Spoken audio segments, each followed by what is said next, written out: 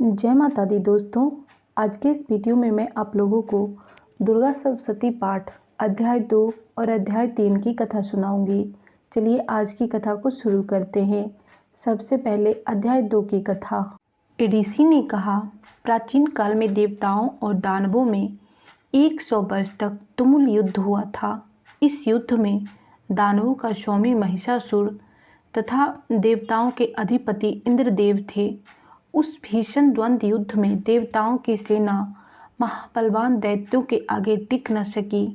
समस्त देवताओं पर विजय लाभ करके दैत्यराज महिषासुर ने इंद्र के सिंहासन पर अपना आधिपत्य जमा लिया।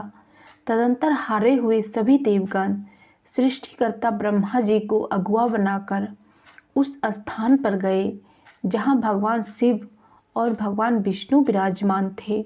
वहां जाकर देवताओं ने महिषासुर के शौर्य तथा अपनी पराजय का अधोपांत वर्णन किया। देवताओं ने कहा, भगवान महाबली महिषासुर सूर्य, चंद्र, अग्नि, वायु, इंद्र, यम, वरुण तथा अन्य देवताओं के अधिकार हस्तगत करके स्वयं ही सब देवों का स्वामी बन गया है। उस विदर्भी महिषासुर ने सभी देवों को उनके स्थान स्वर्ग से च्युत कर दिया है और अब वे निष्कासित देव भूतल पर मनुष्यों के समान भटक रहे हैं। असुरों की यह सारी घटना मैंने आप लोगों के सम्मुख निवेदित कर दी। अब हम देवगण आपके शरणापन्न हुए हैं। आप विचार करके उस दानव के वध का कोई उपाय बताइए। देवताओं के मुख से ऐसी बात सुनकर भगवान विष्णु और शिव जी दैत्यों पर बहुत ही कुपित हुए। इस कांड से उन देवाधिदेव की भौं चढ़ गई, मुंह टेढ़ा हो गया।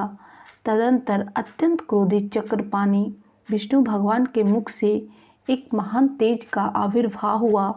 फिर ब्रह्मा और शंकर के शरीर से भी वैसा ही तेज निकला। इसी प्रकार इंद्र आदि अन्य देवों के शरीर से उसी प्रकार के तेजपुंज उत्पन्न हुए। निकलने के बाद वे सभी तेजपुंज परस्पर मिलकर एक हो गए और वह महान तेजपुंज ज्वलंत पर्वत के सदृश जान पड़ने लगा। देवताओं ने देखा कि उसकी ज्वालाएं समस्त दिग दिगंतों में व्याप्त हो रही है।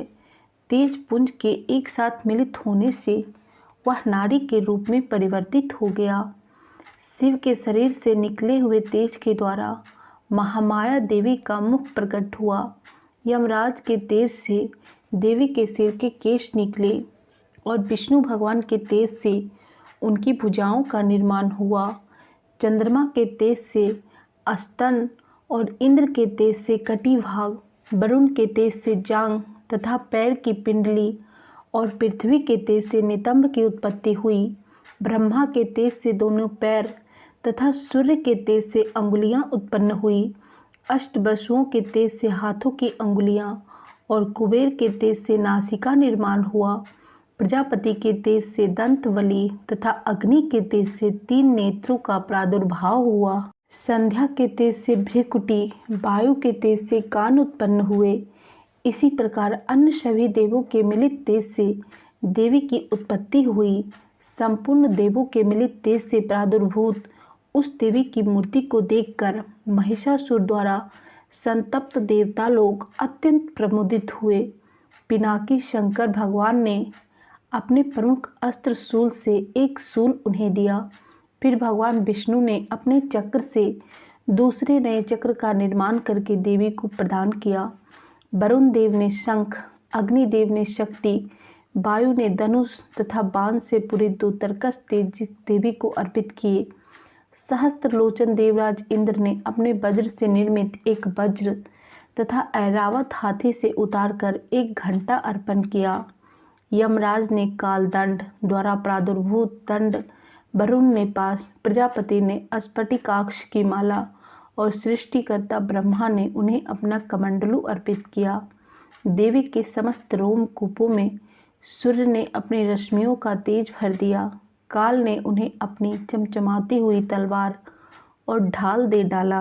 क्षीर सागर ने उज्ज्वल हार, कभी जीर्ण न होने वाले 2 दिव्य वस्त्र, दिव्य चूड़ामणि, 2 कमंडल, करे, समुंजल, अर्धचंद्र, भुजाओं के लिए केयूर, प्रदान किया। दोनों चरणों में धारण करने के लिए बिमल नूपुर, गले की उत्तम हंसुली और सभी उंगलियों में धारण करने के लिए रत्न जटित अंगूठियां भी अर्पित की। विश्वकर्मा ने उन्हें अपना अत्यंत निर्मल फरसा प्रदान किया।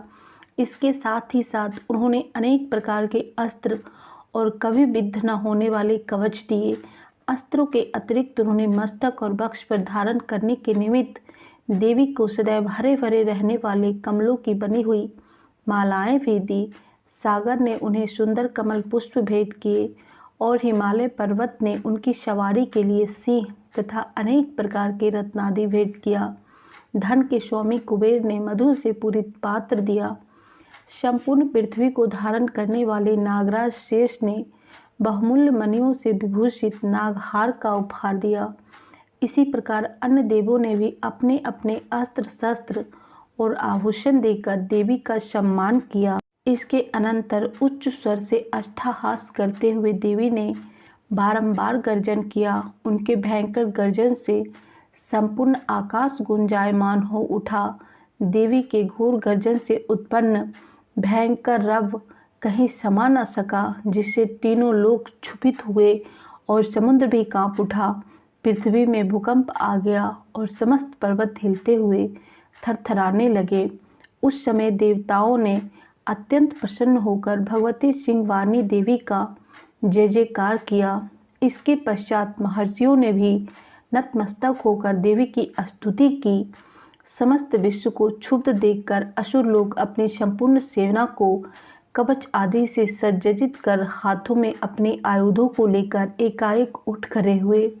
उस समय महिषासुर अत्यंत क्रुद्ध होकर बोल उठा, ओ यह सब क्या हो रहा है।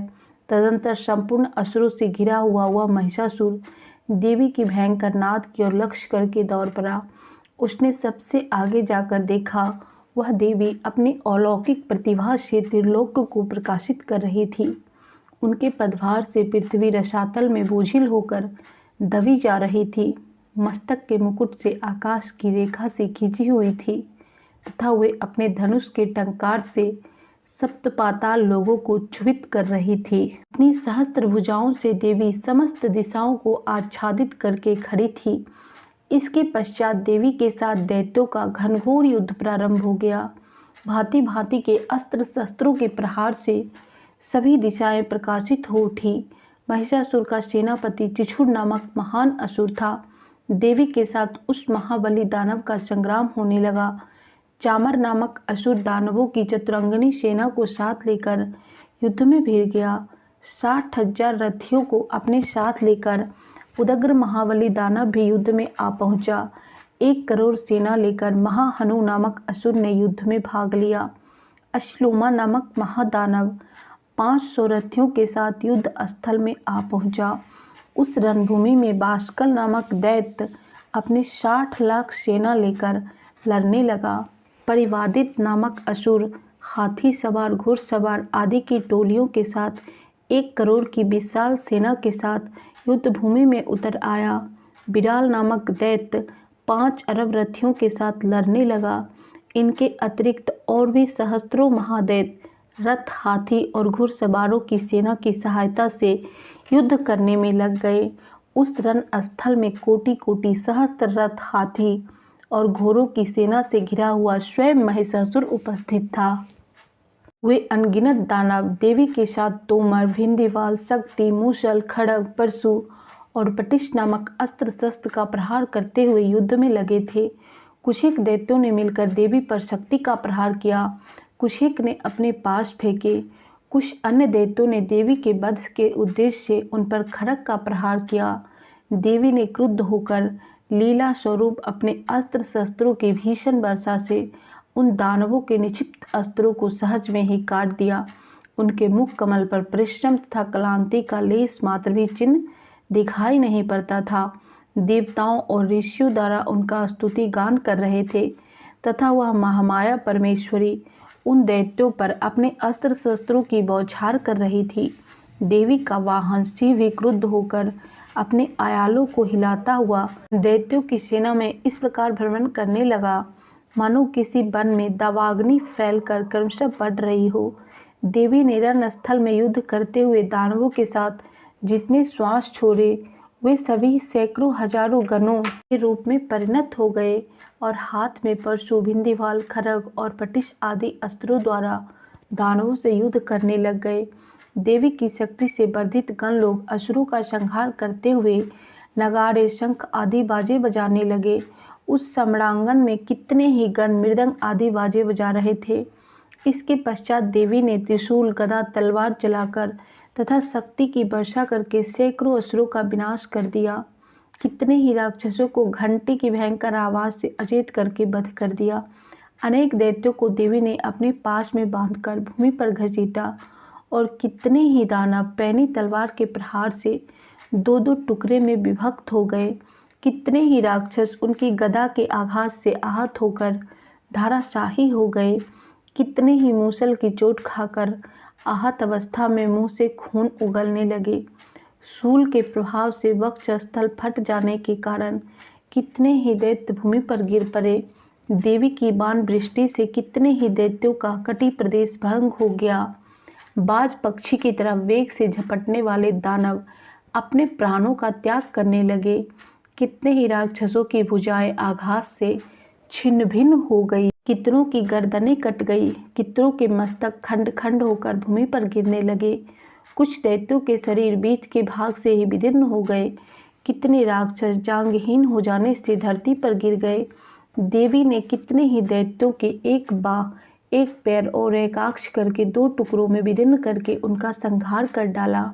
कितने ही योद्धा राक्षस देवी के द्वारा छिन्न मस्तक होकर पुनः संभल कर उठते थे और केवल धड़ के सहारे ही अच्छे अच्छे अस्त्र शस्त्रों के साथ में लेकर युद्ध करने में तत्पर हो जाते। कटे हुए कबंध युद्ध के बाजों के स्वर पर नाचने लगते। कटे हुए कितने ही धड़ हाथों में खड्ग, शक्ति और रिष्टि नामक हथियार लिए दौड़ते थे।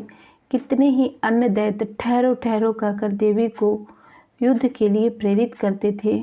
जिस भूमि पर यह घनघोर युद्ध हुआ वहाँ की जमीन देवी द्वारा निक्षिप्त रथ, हाथी, घोड़े और दानवों की लाश से ऐसी आच्छादन हो गई थी कि वहाँ पर किसी का भी गमनागमन संभव नहीं था। दानव दल में हाथी, घोड़े और मृतक असुरों के शरीर से इतना रक्त प्रवाह हुआ कि वहाँ कुछ ही क्षण में खून की बड़ी बड़ी नदियाँ प्रवाहित होने लगी। जिस प्रकार तृण समूह और काष्ठ की विशाल राशि को अग्नि कुछ ही क्षणों में भस्म कर देती है, उसी प्रकार जगत जननी जगदम्बा ने असुरों के उस विशाल सैन्य समूह को क्षण भर में नष्ट कर डाला। देवी का सिंह भी अपनी गर्दन के बालों को हिला हिलाकर घोर गर्जन कर रहा था। कितने ही दैत्य उस गुरु गर्जन से ही मानो प्राण पखेरु निकले जा रहे थे। देवी के गणों ने भी उस दानवों के साथ ऐसा भीषण युद्ध किया जिससे आकाश में दर्शक बने देवतागण भी बहुत प्रसन्न हुए और उन पर आकाश मार्ग से सुमन की वृष्टि करने लगे। इस प्रकार हिंदी व्याख्या में मार्कंडेय पुराण के सावर्णिक मनवंत कथा के अंतर्गत देवी महात्म्य में वर्णित महिषासुर की सेना बद्ध नामक द्वितीय अध्याय समाप्त हुआ।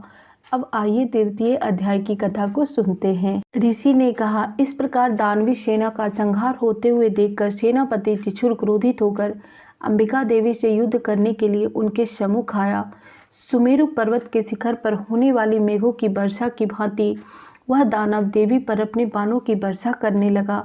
तत्पश्चात देवी ने अपने बाणों से उनके बाण समूहों को अनायास ही नष्ट करके उसके सारथी और रथ के घोड़ों को मार डाला।